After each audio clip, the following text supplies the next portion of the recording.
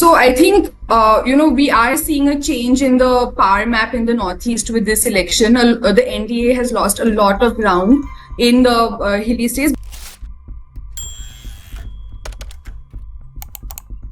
Manipur, that's a conflict that you covered from the ground, and it's a conflict that's had resonance through the year. It's had resonance during the poll campaign. The oppositions again and again reminded the PM that he did not make a visit to Manipur. Yeah. These two seats today, how did they pan out? So I think, we are seeing a change in the power map in the Northeast with this election. The NDA has lost a lot of ground in the hilly states, but Manipur is the most interesting outcome because the entire, the Congress is going to win both seats, and both seats were formerly held by the NDA. The BJP was holding the Inner Manipur seat, which has mostly Meitei voters, and the NPF, which is the NDA constituent, which is the Naga People's Front, held the Outer Manipur seat, which is the tribal seat, which covers both the Naga majority hills and the Kuki-Zomi majority hills. And while the state has been split wide open through the course of this conflict for the last 13 months along the lines of the Meiteis on one side and the Kuki-Zomis on the other side.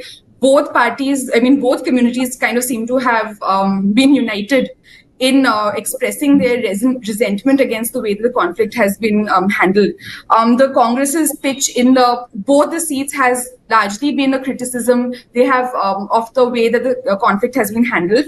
And in particular, the Inner Manipur Congress candidate, Bimol Akoijam, he's a JNU professor, and this was his political debut, and he has attributed his entry into politics as one that he feels he was compelled to do because of the conflict. He thought that he said that he wanted to basically his campaign was a criticism of the BJP's handling of the conflict, and he was alleging that the BJP exacerbated the existing divisions in the state. So the Congress coming to power in both seats is a very clear voice of the people against the handling of the conflict, basically. So we're looking at a complete status quo in Assam in terms of the seat distribution. So 11 for the NDA, 3 for the Congress. Even though the numbers remain the same, I just want to emphasize that, certain victories are going to be big moral victories for the Congress. In particular, Gaurav Gogoi's victory, he seems to be poised to win in the Jorhat seat by more than 1 lakh votes. This is the first time that he's contesting from the seat. His older seat, Koliabor, was completely redrawn during the course of last year's delimitation exercise. It was completely transformed, which is why he went on to contest from the Jorhat seat against the incumbent BJP MP. And the entire kind of, it became a prestige battle. It was the most keenly watched contest in the state. Many thought it would be a closely fought contest, including me.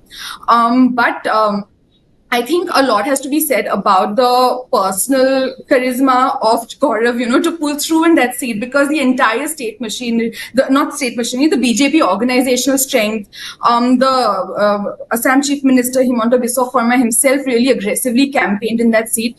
So it was, big prestige battle, and Gaurav has come through with more than 1 lakh vote margin. The other resounding victory for the Congress is the Dhubri seat, where the Congress's Rakibul Hussain seems to be poised to win by a margin of more than 6 lakh votes against the AIUDF Supremo Badruddin Ajmal.